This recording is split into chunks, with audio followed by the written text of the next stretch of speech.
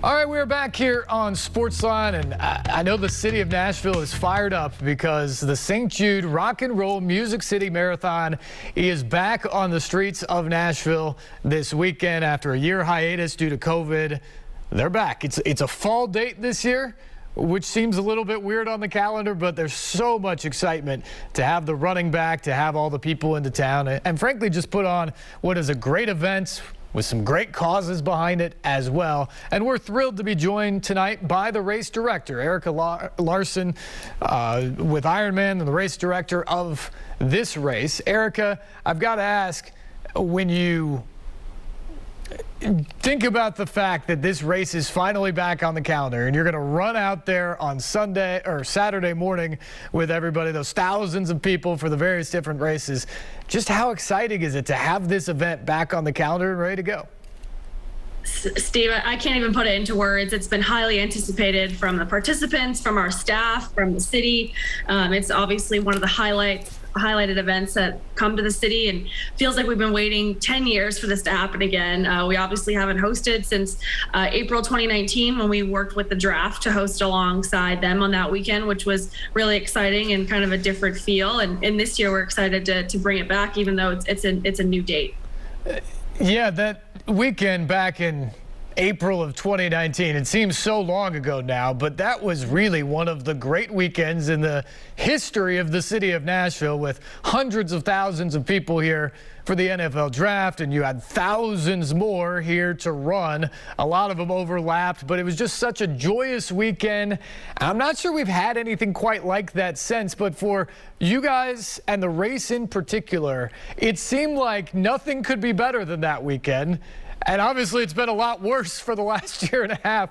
How big of a challenge has it been coming from the sky-high moment then and working through everything you had to go through last year with COVID and into this year with COVID to get back to a place where you can hold the races this weekend?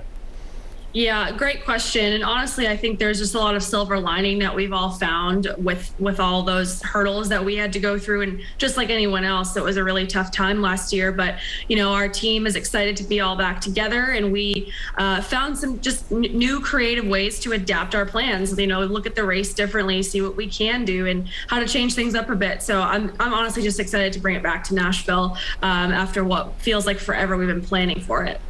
I want to talk a little bit more about the specifics of this year's race, but I know from past shows previewing the Rock and Roll Music City Marathon, talking with some of the runners, and they all talk about reasons why they ran. And sometimes it's as simple as it gets you out of the house. It's great exercise and reasons like that.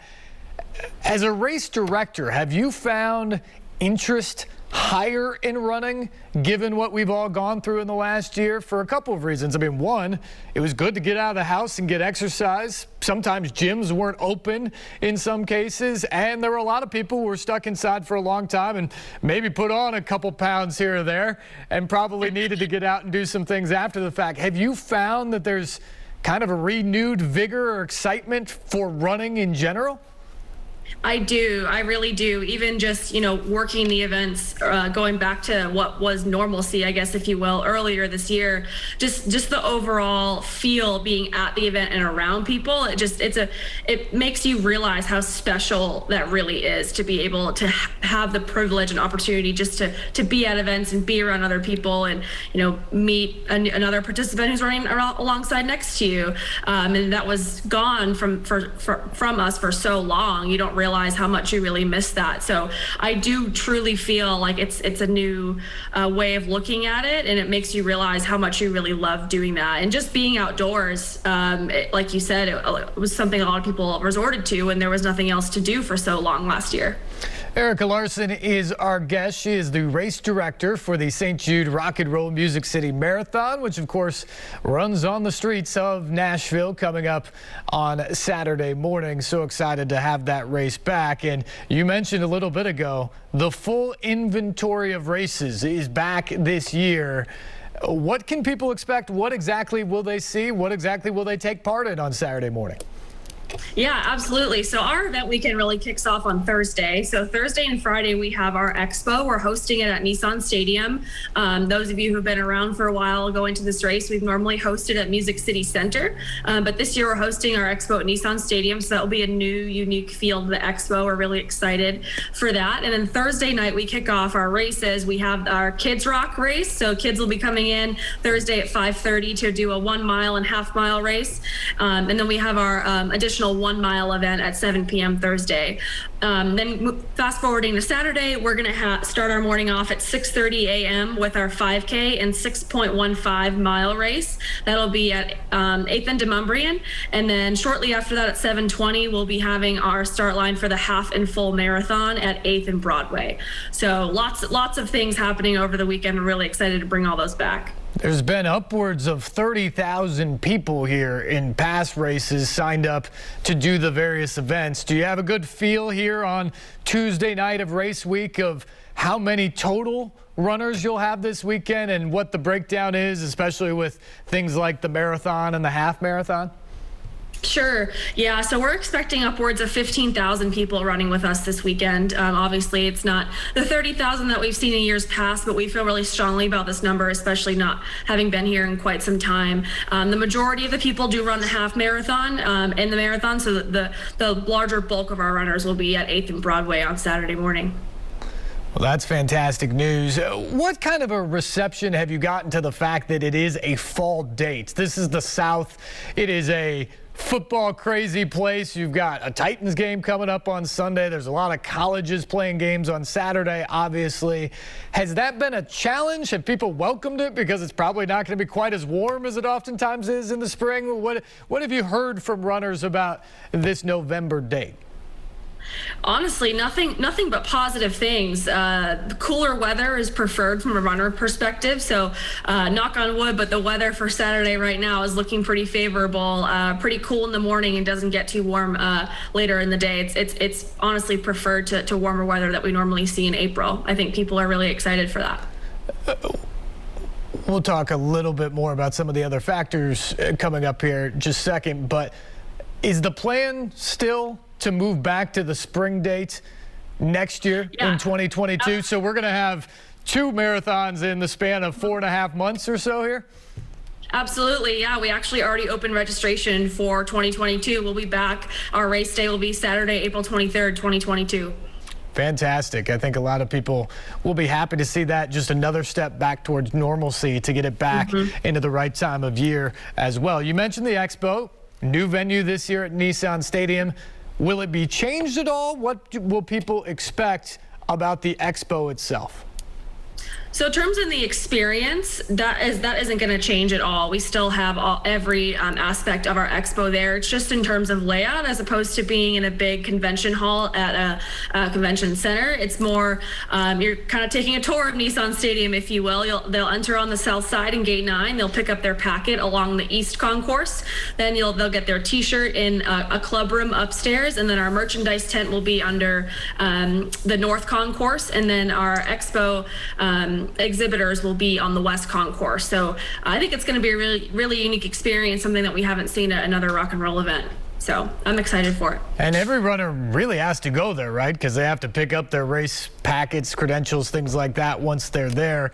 Can you also sign up there if people haven't signed up and either want to run without training or have trained but just haven't signed up? Can you still sign up at the expo over the next few days? Yes, you certainly can. We open our expo Thursday at noon. So Thursday from 12 to 7 will be open, and Friday from 9 a.m. to 6 p.m. We are taking on-site registrations, and we are also taking registrations for 2022 at our rock and roll booth as well.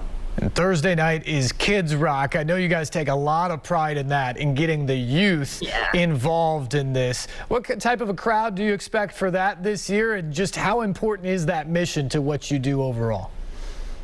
It is super important to us. We actually have partnered with Move Music City, which is a local nonprofit run by a teacher around the fairgrounds, and she is coming with, she tried to get everyone from her school registered. We're expecting a couple hundred kids out there with us on Thursday. A little bit different, being a school night. Usually we try to host it on a Sunday, but we are hoping to get a couple hundred kids out there. And they love it. It's just so exciting, start them young and realize what sport and running can bring to them. And we're also really excited to give back to Move Music City as well. That'll really be a great kickoff to race weekend. But of course, the main event is Saturday morning. As you mentioned, the 5K, the 6.15 mile race goes off at 6:30. And then a little bit later on, we're starting right there at 8th and Broadway. You've got the the half marathon and the full marathon taking off. And I made a special note of 8th and Broadway because that was sort of the traditional starting line. It hasn't been there the last few years. It's back. Was that due to popular demand, or what was the reason to move the starting line back to kind of its original position? I think that's just the staple of Rock and Roll Nashville. You start on Broadway. We shut it down for the participants. They get to run on what we call Honky Tonk Highway. I think, honestly, it is a staple of our event, and it's something that participants love.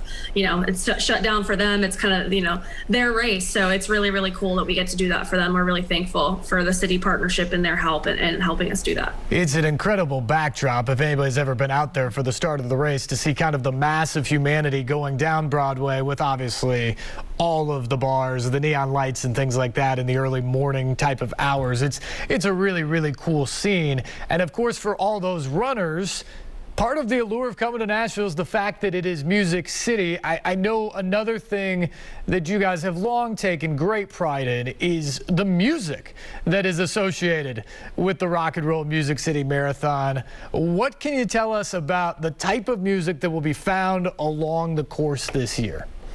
Yeah, we have everything from DJs to rock bands to country, you name it. Pretty much everything is out there. You get a pretty good mix. We'll have 20 band stages throughout all the courses, so about one every mile or so. And then we'll also have finish line entertainment. Tom Yankton is playing for us all day over at Nissan Stadium at our finish line, so we're super excited for that as well. A lot of music out there. Keeps the adrenaline going as you run in some of those lonely miles as the race moves along. In terms of the course itself, this is a fairly hilly city. You got to manage some of those. There are some great scenes that you have. You run through 12 South, downtown, as you mentioned, the roundabout, all those sort of things. You run through East Nashville, come back, and of course finish at Nissan Stadium. Any big changes to the course this year?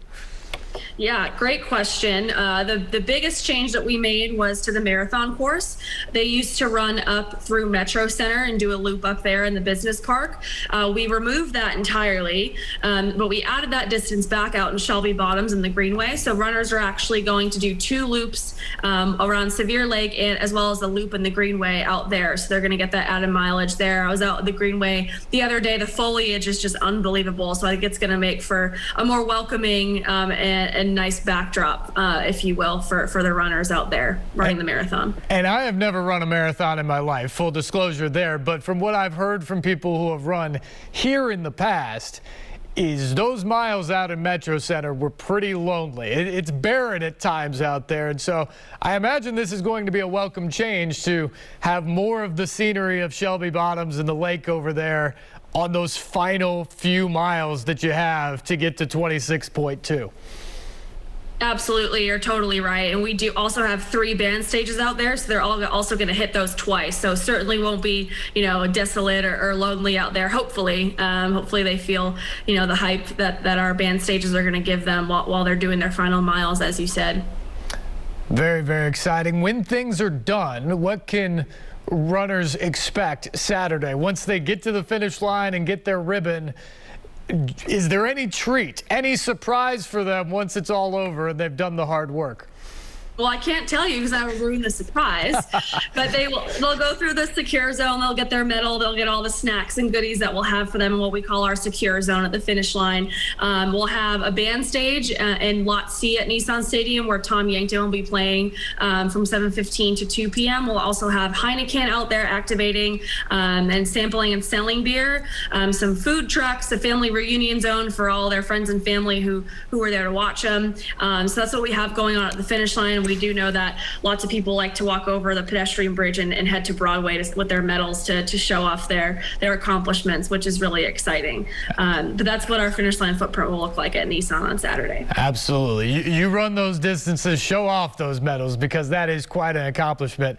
No question about it. Erika Larsen is our guest. She's the race director of the St. Jude Rock and Roll Music City Marathon. And St. Jude is a great partner for this race, and it has been since the very beginning. I know last year there was a little bit of a step back because of their mission during COVID and not wanting to be involved in huge gatherings out there in the public, but they're back fully on board this year. You guys never lost sight of your mission with them. How important is that relationship to the very heart of what this marathon is all about?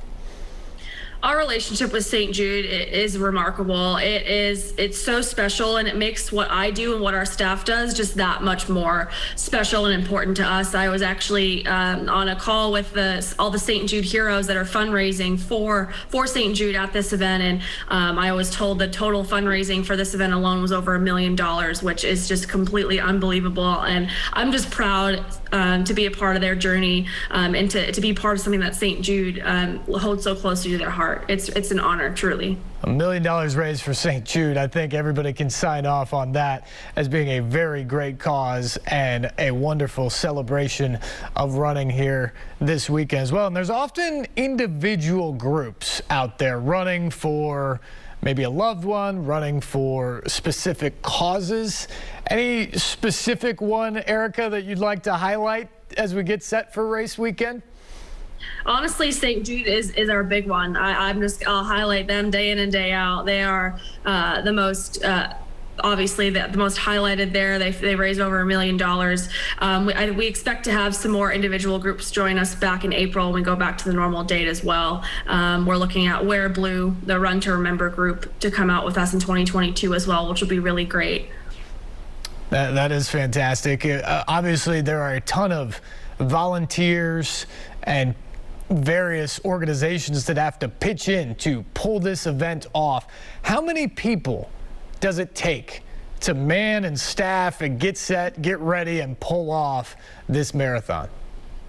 Well, volunteers alone, we have about 2,000, wow, which is it's a very large number. But you know, when you count the police and our staff, I can't even begin to tally that number in my head. It takes truly a village, and we're just grateful to have such great partnerships with the city of Nashville, as well as our vendors and the volunteers that come out, because we certainly couldn't do it without them. I'm only one person, so without those 2,000 volunteers and everyone we work with, it just simply wouldn't happen. So lots going on the back end for sure. Well, I think the city of Nashville, and I know all of us here at News Channel 5 are certainly happy to have that partnership back and the race on the books this year. Last thing, Erika, for people who have questions about this weekend, whether they just live here in Nashville or are curious about what the race is going to look like, people maybe coming into town last minute, or even those last minute people I mentioned, maybe they're thinking, I want to get out there and run some part of this weekend now that I know that's going on. Where can they find some information? What do they need to do right now after they've watched this interview? Yeah, so our website has all the information, the sign up, the locations, all the information you could ever want. Runrockandroll.com, and then look for the Nashville event page. You can click on the Race Week tab, and that will have everything you need to know right on there. Excellent. Erika Larsen, race director. I know it has been a long journey from April of 2019 to get back to this place and finally have the St. Jude Rock and Roll Music City Marathon back on the streets this coming Saturday morning. Congratulations on all the hard work and staying with it, and we can't wait to see everybody out there on Saturday morning. We're excited too. Thanks so much for having me, Steve. I'll see everyone at the start line on Saturday. Sounds great. Erika Larsen, the race director of the St. Jude Music City Marathon. Just such a great event, and it has been such a staple of our community for a long time, and it was such a shame last year to not have it on the calendar. It's great to have it back here this fall, it's even better news to know that it's going to move back into its typical and traditional placement in the spring. Such a great event there with everything that goes along with it. So excited for Saturday morning, excited for all the runners and what should be a festive weekend here in Nashville. Of course, the weekend closes with the Titans and the Texans from Nissan Stadium. We'll have much more on that, specifically the Titans and this great run they're on. When we come back, you're watching SportsLine on News Channel 5+.